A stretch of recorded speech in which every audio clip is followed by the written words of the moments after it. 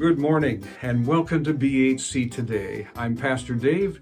Today I'm going to tell you a story. The story takes place on March the 30th, 1975 in Urbandale, Iowa, where we had celebrated Easter Sunday.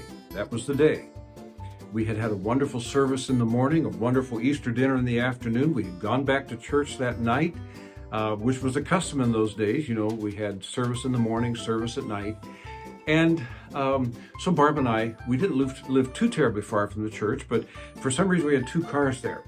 And so we gathered up our kids. Barb took the baby with her, Mark, and I gathered Christy, and Christy was to my right.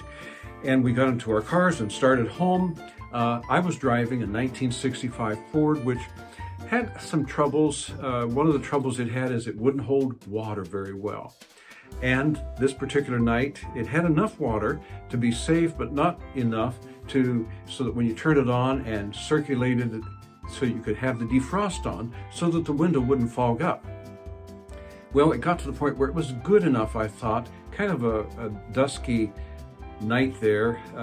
I say dusky, I should say kind of semi-foggy. Wasn't real clear because it was very humid still that early in the spring. But off we went, didn't get very far, turned to the right to head toward the house, and behind me I saw red lights going, and I knew that I had to stop. Wasn't sure quite what I'd done. I thought probably they would tell me that I wasn't driving safely. Well, the policeman came up and indicated that yes, they felt like I was not driving safely, should have been more careful, and I agreed with them. But again, they took my license and they ran it through the system. They came back to me and they said, Mr. Toom, I'm sorry, but you're under arrest. And I was a little bit taken aback, certainly shaken. And I asked them what it was about.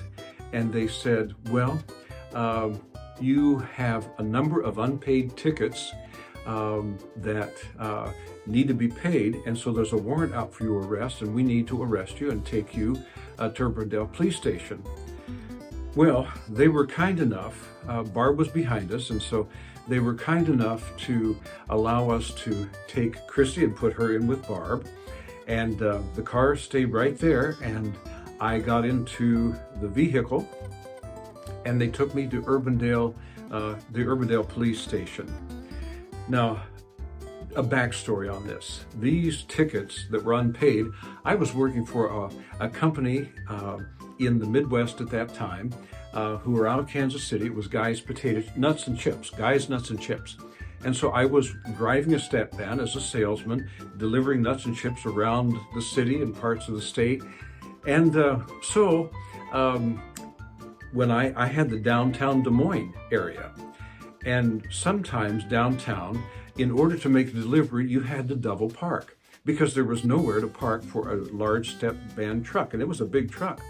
And so I was taught to go ahead and double park and then hurry, make it quick. Well, you could never make it quite quick enough, and so there were ticket after ticket after ticket, and I wasn't sure how many tickets were unpaid and didn't find out till in the court later, but it was quite a number.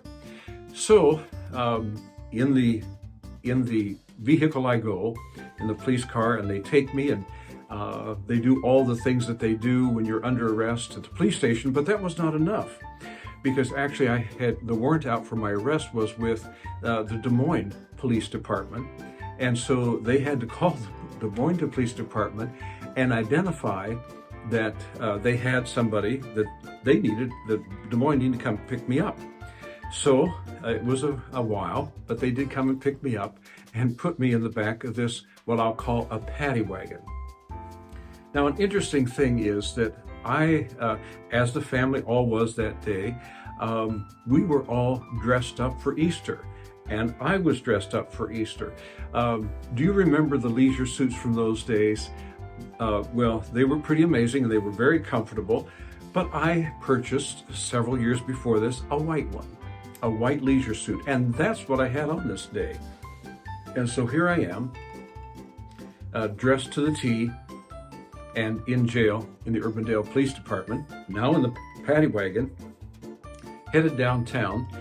And so we get downtown and go through the same procedure again. They check me in, they take my picture, and then they take me to this holding tank. And that's all I can call it because it was a tank. When I went into it, this was getting pretty late in the evening by this time. And so I went upstairs, they took me upstairs, put me in this tank that were holding a number of people. Now, mind you, it's Easter Sunday night, so it's not terribly busy, but there's a few people there. And I was a nervous wreck. I was scared out of my wits. This was my first occasion, and mind you, my last. And so I went in my white leisure suit still, and there was a place that I could have laid down. There was no real place to sit except on the bed, and I couldn't bring myself to sit down. Others were laying there sleeping, resting. I don't know that anybody said anything to me, but I chose to stand. And interesting thing, my memories of this place are, it was upstairs, and the floor had grates on the floor that steam would come through. Somehow their heating system was based on that technology, and so you had the steam coming up through the floor. It was very dimly lighted, and it was scary like the movies are scary.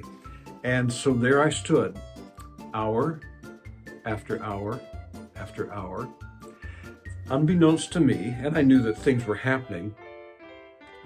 And I think I got one call. And I called my wife, and she said that Dad Oscarson was working on figuring out how to bail me out.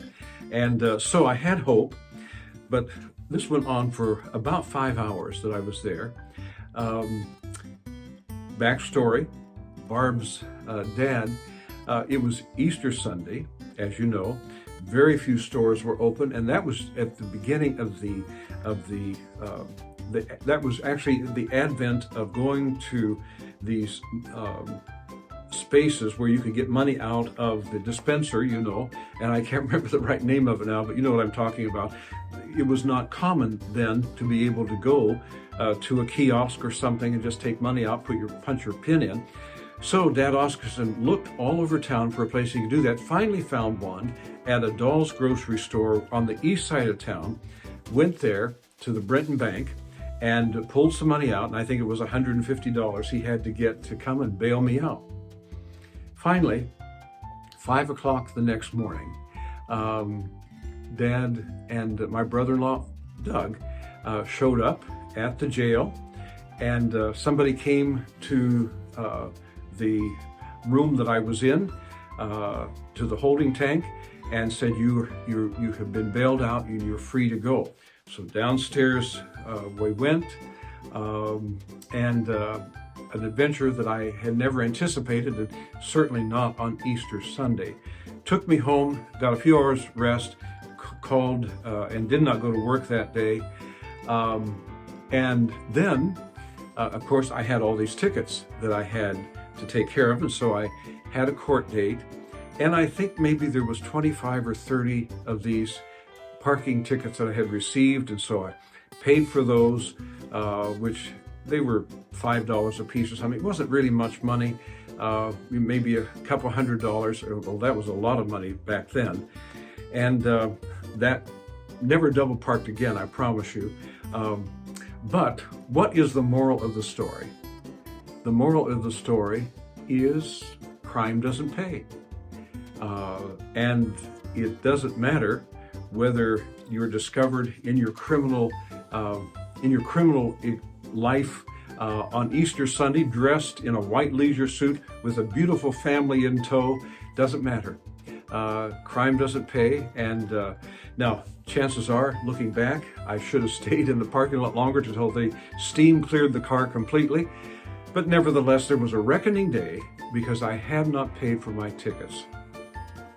Well, that may be one of the most interesting and unusual Easters that my family and I have ever experienced.